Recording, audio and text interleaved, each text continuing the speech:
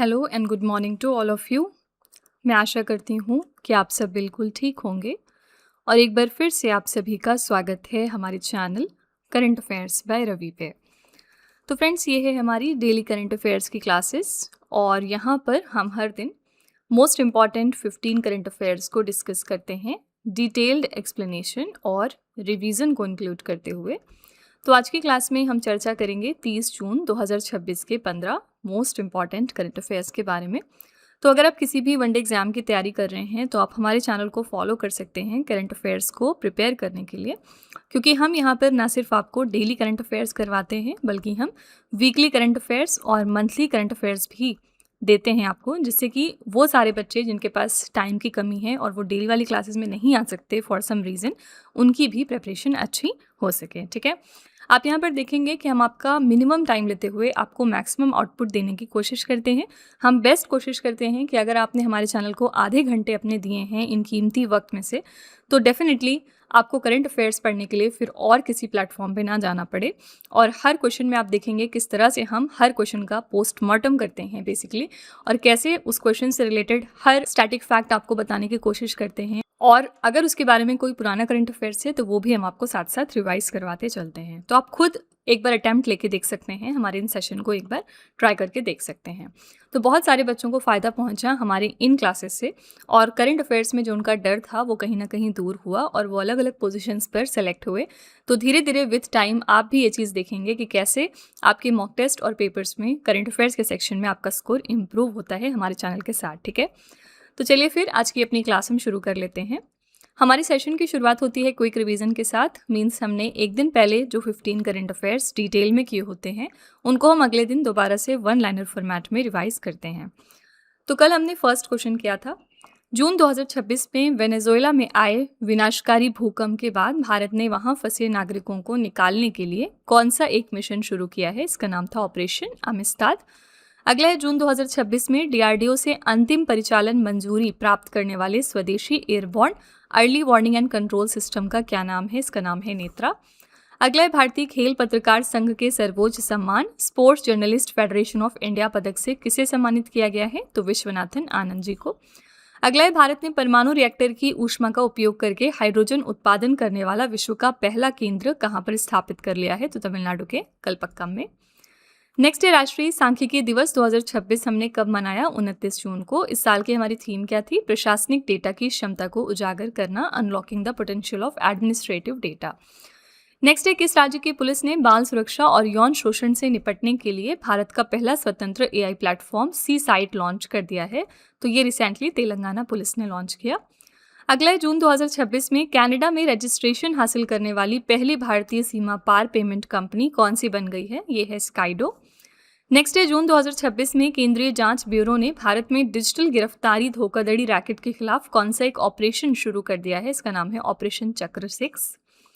Next है, जून 2026 में भारतीय वनस्पति सर्वेक्षण के वैज्ञानिकों ने जंगली बैगन की एक प्रजाति सोलनम पांडेई कहाँ पर खोजी है, तो अंडमान और निकोबार द्वीप समूह पर।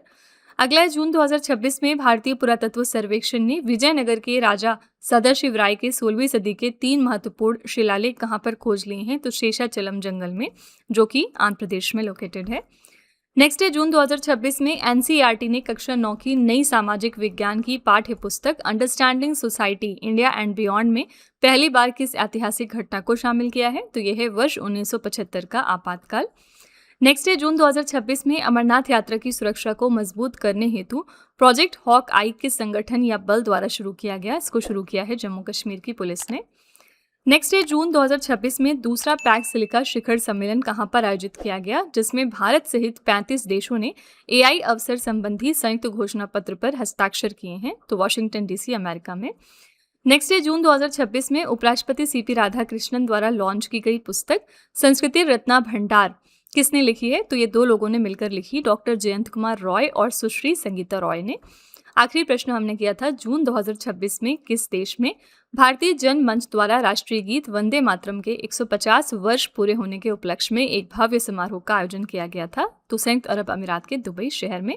और इस इवेंट के लिए हमारी थीम थी वंदे मातरम के 150 वर्ष, भारत की भावना, विरासत और राष्ट्रीय जागरण का उत्सव। ठीक है, तो फ्रेंड्स, ये हमारे ना कल के मोस्ट इंपॉर्टेंट 15 करंट अफेयर्स हैं। अगर आप इनकी और बेहतर अंडरस्टैंडिंग चाहते हैं, अगर आप चाहते हैं कि इन क्वेश्चन को आप डेप्थ में जाके समझें, तो आप हमारा कल का लेक्चर रेफर कर सकते हैं। वहाँ पर हमने इन क्वेश्चंस के बारे में बहुत ही डिटेल में चर्चा की है। बाकी चलिए हम आज की अपनी क्लास अब शुरू कर लेते हैं एंड लेट्स सी कि आज के हमारे 15 इंपॉर्टेंट करंट अफेयर्स कौन से हैं। पहला क्वेश्चन है आज का, जून 2026 में विश्व मौसम विज्ञान संगठन ने 71वें अंतर्राष्ट्रीय मौसम विज्ञान संगठन पुरस्कार से किसे सम्मानित कर दिया है। ये 71st एडिशन था इंटरनेशनल मेट्रोलॉजिकल ऑर्गेनाइजेशन प्राइज का, जो वर्ल्ड मेट्रोलॉजिकल ऑर्गेनाइजेशन प्रोवाइड करती है। एंड इस साल ये ऑनर दिया गया डॉक्टर फ्लोरेंस राबियार को। डी ऑप्शन करेक्ट है। इनका पिक्चर आप यहाँ पर देख सकते हैं। विश्व मौसम विज्ञान संगठन ने फ्रांस की मौसम विज्ञानी डॉक्टर फ्लोरेंस राबियर को 71वें आईएमओ पुरस्कार से सम्मानित करने की घोषणा कर दी है। उन्हें ये पुरस्कार संख्यात्मक मौसम भविष्यवाणी को आगे बढ़ाने, उपग्रह डेटा के उपयोग को अनुकूलित करने के लिए दिया गया है। क्या है ये आईएमओ पुरस्कार? अंतर्राष्ट्रीय मौसम विज्ञान संगठन पुरस्कार विश्व मौसम विज्ञान संगठन का सर्वोच्च वैज्ञानिक सम्मान है। खास बात यह है कि इसे मौसम विज्ञान के क्षेत्र का नोबेल पुरस्कार भी हम कहते हैं। ठीक है, तो इस साल के लिए विनर हैं डॉक्टर फ्लोरेंस राबियार। इंटरनेशनल मेट्रोलॉजिकल ऑर्गेनाइजेशन का हेडक्वार्टर्स कहाँ पर है? तो यूके के अंदर है, यूके के लंदन शहर में लोकेटेड है। ठीक है, देखिए यूनाइटेड नेशंस की जितनी भी एजेंसीज हैं ना, ज़रूरी नहीं है कि उनका हेडक्वार्टर सब एक जगह हो। जैसे हम जानते हैं कि यूनाइटेड नेशंस का हेडक्वार्टर न्यूयॉर्क में है। ठीक है, अब आईएमओ भी यूनाइटेड नेशन की एक बॉडी है, लेकिन इसका हेडक्वार्टर यूके के लंदन शहर में है। इसी तरह से एक और बॉडी है यूनाइटेड नेशंस की, फूड एंड एग्रीकल्चर ऑर्गेनाइजेशन। इसका हेडक्वार्टर इटली के रोम शहर में है। ठीक है, तो बताने का मकसद क्या है कि ज़रूरी नहीं है कि यूनाइटेड नेशंस की जितनी भी एजेंसीज हैं वो सब एक ही जगह पर काम करें। ठीक है, चलिए हम इसी के साथ 2026 के कुछ पुरस्कार और सम्मान के क्वेश्चंस भी रिवाइज कर लेते हैं। पहला है 60वें ज्ञानपीठ पुरस्कार से किसे सम्मानित किया गया? तो आर वेरामुथु को दिया गया है 60th एडिशन का ज्ञानपीठ पुरस्कार। एबल पुरस्कार किस फील्ड में दिया जाता है? मैथमेटिक्स के फील्ड में। और 2026 में ये ऑनर दिया गया गर्ड फाल्टिंग्स को। ये कहाँ से बिलोंग करते हैं? ये जर्मनी के हैं। ठीक है, हर पार्वती कथा कृति के लिए 35वें सरस्वती सम्मान 2025 से किसे सम्मानित किया गया? तो राम कुमार मुखोपाध्याय को। स्टॉकहोम जल पुरस्कार 2026 जीतने वाले सबसे युवा वैज्ञानिक हाल ही में बन गए कावे मदानी। प्रतिष्ठित एस्मंड बी मार्टिन 2026 का पुरस्कार जीतने वाली पहली भारतीय बनी डॉक्टर कृति कारंत। इंदिरा गांधी शांति पुरस्कार 2025 प्रेजेंट किया गया ग्रासा मार्शल को। दलाई लामा ने किस एल्बम के लिए अपना पहला ग्रैमी पुरस्कार जीता है? तो meditations the reflections of his holiness the Dalai Lama के लिए। लता दीनानाथ मंगेशकर पुरस्कार 2026 के लिए किसे चुन लिया गया है? तो ये है कैलाश सत्यार्थी। ये हमारे कुछ 2026 के इंपॉर्टेंट पुरस्कार और सम्मान रिलेटेड क्वेश्चंस है। क्वेश्चन नंबर 2 है, जून 2026 में कोलंबिया के नए राष्ट्रपति कौन चुन लिए गए? कोलंबिया के लिए हमारे नए प्रेसिडेंट हाल ही में बन गए एबेलार्डो डे ला एस्प्रिएला। ए ऑप्शन यहाँ पर करेक्ट है। नाम थोड़ा सा टफ है लेकिन याद रखना पड़ेगा। कोलंबिया की राष्ट्रीय निर्वाचन परिषद ने एबेलार्डो डे ला एस्प्रिएला को वर्ष 2026 और 30 के कार्यकाल के लिए देश का राष्ट्रपति घोषित किया। वो 7 अगस्त 2026 को आधिकारिक तौर पर अपना कार्यभार संभालेंगे और वर्तमान राष्ट्रपति गुस्तावो पेट्रो का स्थान ले रहे हैं। तो किसको रिप्लेस कर रहे हैं ये भी याद रखिएगा। कोलंबिया की राजधानी है बोगोटा। यहाँ पर मुद्रा चलती है कोलंबियाई पेसो। तो आंसर यहाँ पर है ए ऑप्शन एबेलार्डो डे ला एस्प्रिएला। ठीक है, और कौन सी कंट्रीज में भी हाल ही में इलेक्शंस हुए हैं? तो पहली कंट्री यहाँ पर है एथियोपिया। यहाँ पर रिसेंटली नए प्राइम मिनिस्टर कौन बन गए हैं? तो एक बार फिर से डॉक्टर अबी अहमद अली। पहले से ये प्राइम मिनिस्टर थे, दोबारा से इनको रीअपॉइंट किया गया इस पोजीशन के लिए। ठीक है, दूसरी इंपॉर्टेंट बात यह है कि अभी इराक में भी एक नए प्राइम मिनिस्टर अपॉइंट हुए हैं और इनका नाम है अली अल ज़ैदी। शॉर्ट में इनको हम अली अल ज़ैदी कहते हैं। खास बात क्या है कि ये यंगेस्ट प्राइम मिनिस्टर हैं इराक कंट्री के लिए। तो ये दोनों करंट अफेयर्स याद रखिएगा। क्वेश्चन नंबर 3 है, ह्यूरन ग्लोबल यूनिकॉर्न इंडेक्स 2026 में भारत को कौन सा स्थान मिला है? तो ह्यूरन ग्लोबल यूनिकॉर्न इंडेक्स 2026 की सूची में इंडिया को चौथे स्थान पर रखा गया। सी ऑप्शन करेक्ट है। ह्यूरन ग्लोबल यूनिकॉर्न इंडेक्स 2026 के अनुसार भारत 61 यूनिकॉर्न के साथ वैश्विक स्तर पर चौथे स्थान पर रहा। भारतीय शहरों का प्रदर्शन देखेंगे तो बेंगलुरु 25 यूनिकॉर्न के साथ भारत की यूनिकॉर्न राजधानी बना हुआ है, जबकि 13 यूनिकॉर्न के साथ मुंबई दूसरे स्थान पर शामिल हुआ। ठीक है, शीर्ष 3 देश देखेंगे तो पहले स्थान पर अमेरिका है, इनके पास 806 यूनिकॉर्न कंपनीज हैं। दूसरे स्थान पर चीन है 381 यूनिकॉर्न के साथ, और तीसरे स्थान पर है यूनाइटेड किंगडम 70 यूनिकॉर्न के साथ, और फाइनली इंडिया चौथे स्थान पर आ गया है 61 यूनिकॉर्न के साथ। ठीक है, तो सी ऑप्शन यहाँ पर करेक्ट है। हमारी सबसे लेटेस्ट यूनिकॉर्न कंपनी अभी कौन सी सी साबित हुई थी? ये है सर्वम एआई, ठीक है। अभी रिसेंटली जून 2026 में सर्वम एआई को लेटेस्ट यूनिकॉर्न कंपनी डिक्लेयर की गई थी और ये एक Bengaluru based generative AI startup है, ठीक है। क्वेश्चन नंबर 4 है, जून 2026 में किस देश ने प्रधानमंत्री नरेंद्र मोदी को अपने सर्वोच्च नागरिक सम्मान guardian of the blue horizon से सम्मानित किया है? तो नरेंद्र मोदी जी को एक बार फिर से इंटरनेशनल ऑनर मिला है और इस बार ये कंट्री है सेशल्स, जिन्होंने अपना ये हाईएस्ट सिविलियन ऑनर दिया है मोदी जी को, ठीक है। पुरस्कार का नाम है guardian of the blue horizon, प्रदान करने वाला देश है सेशल्स और ये प्राइम मिनिस्टर नरेंद्र मोदी को दिया गया 34वां अंतर्राष्ट्रीय सर्वोच्च नागरिक सम्मान है। सेशल्स के राष्ट्रपति डॉक्टर पैट्रिक हरमनी ने प्रधानमंत्री नरेंद्र मोदी की 3 दिवसीय राजकीय यात्रा के दौरान ये उपाधि इनको सौंपी है। क्यों दिया गया? उन्हें ये सर्वोच्च सम्मान पर्यावरण संरक्षण, जलवायु परिवर्तन के खिलाफ लड़ाई, ब्लू इकोनॉमी को बढ़ावा देने के लिए प्रदान किया गया है। सेशल्स की राजधानी है विक्टोरिया, यहाँ पर मुद्रा चलती है सेशलोइस रुपया, ठीक है। तो यहाँ पर बी ऑप्शन करेक्ट है। और अगर हम बात करें सेशल्स के अलावा तो 3 और कंट्रीज हैं जिन्होंने 2026 में अपने ऑनर्स दिए हैं प्राइम मिनिस्टर मोदी जी को। पहली कंट्री यहाँ पर थी स्वीडन, ठीक है। इसके बाद दिया था नॉर्वे कंट्री ने और तीसरी कंट्री थी आपकी, कौन सी कंट्री थी ये थी स्लोवाकिया। तो ये 3 कंट्रीज हैं जिन्होंने अपने honours prime minister Modi ji को दिए और चौथी कंट्री अब बन गई है सेशल्स। आपको बताना है कि यूनाइटेड नेशन की body food and agriculture organisation ने कौन सा एक ऑनर दिया था प्राइम मिनिस्टर मोदी जी को अभी पिछले दिनों। कॉमेंट में लिखिएगा उस ऑनर का नाम। क्वेश्चन नंबर 5 है, जून 2026 में दुनिया का सबसे अधिक यानी 61 यूनेस्को संरक्षित विश्व धरोहर स्थलों के साथ कौन सा देश विश्व धरोहर राजधानी बन गया है? तो वर्ल्ड हेरिटेज कैपिटल रिसेंटली बन गया है इटली, और क्योंकि इनके पास UNESCO protected world heritage sites सबसे ज़्यादा हैं, इनके पास टोटल 61 ऐसी साइट्स मौजूद हैं।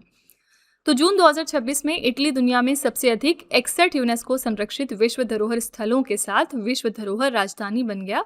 इन 61 स्थलों में 55 सांस्कृतिक और 6 प्राकृतिक विश्व धरोहर स्थल शामिल हैं। इटली के बाद इस सूची में चीन 60 स्थलों के साथ दूसरे स्थान पर आता है, जर्मनी थर्ड पर आता है 54 स्थलों के साथ और फ्रांस चौथे स्थान पर 54 स्थलों के साथ, ठीक है। भारत में वर्तमान समय में देखेंगे तो कुल 44 यूनेस्को संरक्षित विश्व धरोहर स्थल हैं। जो हमारा सबसे लेटेस्ट यानी 44वां नंबर का यूनेस्को विश्व धरोहर स्थल है वो है मराठा सैन्य परिदृश्य 2025। 2025 में इनको ये टाइटल मिला। इनको हम इंग्लिश में मराठा मिलिट्री लैंडस्केप भी कहते हैं, ठीक है। इटली की राजधानी रोम है, यहाँ पर मुद्रा चलती है यूरो। प्रधानमंत्री यहाँ पर हैं जॉर्जिया मेलोनी, राष्ट्रपति हैं सर्जियो मैटरेला, ठीक है। करेक्ट आंसर है ए ऑप्शन इटली। अभी जो इटली की प्राइम मिनिस्टर हैं जिनका नाम है जॉर्जिया मेलोनी, ये चर्चे में थी क्योंकि हमारे प्राइम मिनिस्टर रिसेंटली गए थे इटली विजिट पे और इन्होंने इस दौरान 2 प्रोडक्ट्स गिफ्ट किए थे इटली की प्राइम मिनिस्टर जॉर्जिया मेलोनी को।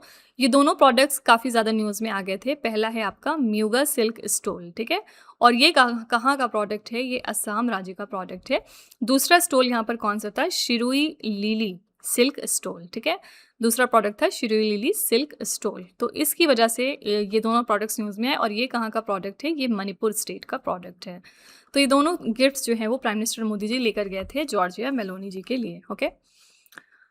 क्वेश्चन नंबर 6 है, अंतर्राष्ट्रीय क्षुद्र ग्रह दिवस 2026 हमने कब मनाया? वर्ल्ड एस्टेरॉइड डे हर साल हम मनाते हैं 30 जून को। सी ऑप्शन यहाँ पर करेक्ट है। अंतर्राष्ट्रीय क्षुद्र ग्रह दिवस 30 जून 1908 में हुई तुंगुस्का घटना की स्मृति में मनाया जाता है। तुंगुस्का घटना साइबेरिया में एक क्षुद्र ग्रह विस्फोट के कारण हुई थी, जिसके कारण 830 वर्ग मील क्षेत्र में 80 मिलियन वृक्ष नष्ट हो गए थे। इस साल की हमारी थीम थी ग्रहों की रक्षा और क्षुद्र ग्रह प्रभाव के खतरे, planetary defence and asteroid impact 1000, ठीक है। तो यहाँ पर सी ऑप्शन करेक्ट है 30 जून। 29 जून को आपका 2 इंपॉर्टेंट डे होता है, कौन कौन सा? पहला यहाँ पर हम मनाते हैं नेशनल लेवल का स्टैटिस्टिक्स डे, ठीक है, राष्ट्रीय सांख्यिकी दिवस। और दूसरा यहाँ पे क्या है? International day of tropics. तो हम लोग इस दिन बात करते हैं कि जो हमारे ट्रॉपिकल रीजन से अर्थ पे वो कितने इंपॉर्टेंट है अर्थ के सर्वाइवल के लिए, ठीक है।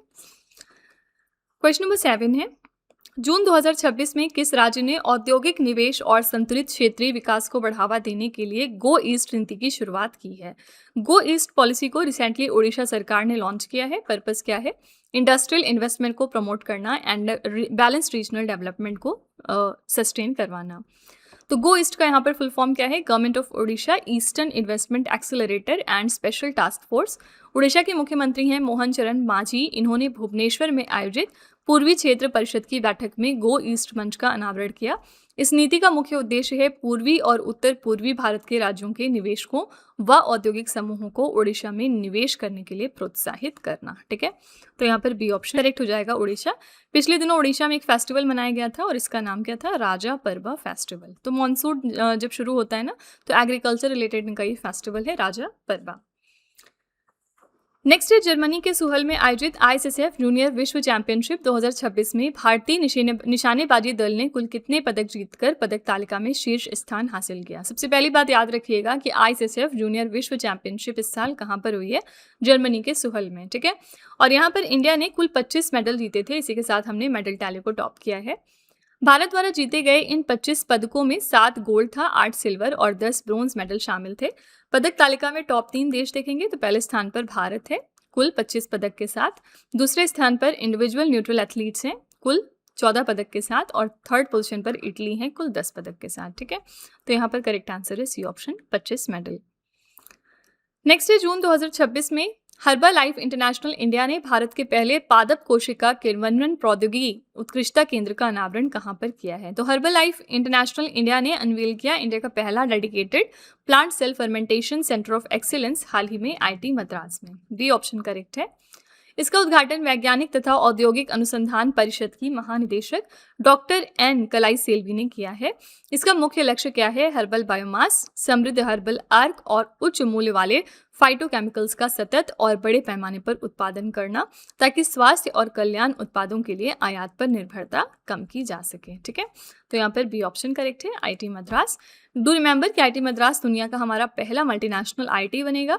इन्होंने अपना पहला आउटसाइड इंडिया कैंपस कहाँ पर डाला था, ज़ांज़ीबार में डाला था, और ज़ांज़ीबार कहाँ पर है, तंजानिया कंट्री में है। ठीक है, 2025 में IIT दिल्ली ने भी डिसाइड किया था कि वो अपना पहला आउटसाइड इंडिया कैंपस कहाँ पर डालेंगे, अबू धाबी में। ठीक है, तो ये सब करंट अफेयर्स रिवाइज करते रहा करिए। क्वेश्चन नंबर 10 है, भारत ने वर्ष 2024 में विश्व की शीर्ष पर्यटन अर्थव्यवस्थाओं की सूची में कौन सा स्थान हासिल कर लिया है। तो दुनिया की टॉप टूरिज्म इकोनॉमीज में हमारी रैंक अब 8वीं हो चुकी है। डी ऑप्शन करेक्ट है। World travel and tourism council द्वारा जारी इकोनॉमिक इम्पैक्ट ट्रेंड्स रिपोर्ट के अनुसार भारत अपनी स्थिति में सुधार करते हुए वैश्विक स्तर पर 8वें स्थान पर आ गया है। ये देश राष्ट्रीय अर्थव्यवस्था में 231.6 अरब अमेरिकी डॉलर का योगदान देता है। 2014 से 2025 तक भारत में 181.25 मिलियन अंतर्राष्ट्रीय आगमन और 93.35 मिलियन विदेशी पर्यटक आगमन दर्ज किए गए। ठीक है, तो करेक्ट आंसर है डी ऑप्शन, 8th नंबर। तो इस मामले में हम 8वें स्थान पर आते हैं। और अगर हम इकोनॉमीज के रिगार्डिंग देखेंगे तो इंडिया 6th लार्जेस्ट इकोनॉमी है। ठीक है, टॉप 5 इकोनॉमीज यहाँ पर कौन कौन सी हैं, तो फर्स्ट पर US है, सेकेंड पर चाइना है, थर्ड पर जर्मनी है, फिर 4th पर जापान है एंड 5th पर UK है। तो इंडिया जो है वो अब 6th पोजिशन पर आता है in terms of economies in nominal GDP terms. ठीक है, तो याद रखिएगा हम दुनिया की 6वीं सबसे बड़ी इकोनॉमी है। क्वेश्चन नंबर 11 है, जून 2026 में किस देश के दिग्गज ऑलराउंडर और टेस्ट कप्तान बेन स्टोक्स ने अंतर्राष्ट्रीय क्रिकेट से संन्यास लेने की घोषणा कर दी है। तो बेन स्टोक्स ने रिसेंटली अपना रिटायरमेंट अनाउंस कर दिया है और ये इंग्लैंड के प्लेयर थे। सी ऑप्शन करेक्ट है। इंग्लैंड के स्टार ऑलराउंडर और टेस्ट कप्तान बेन स्टोक्स ने न्यूजीलैंड के खिलाफ ट्रेंट ब्रिज में खेले गए टेस्ट मैच में अंतर्राष्ट्रीय क्रिकेट से संन्यास लेने की घोषणा कर दी है।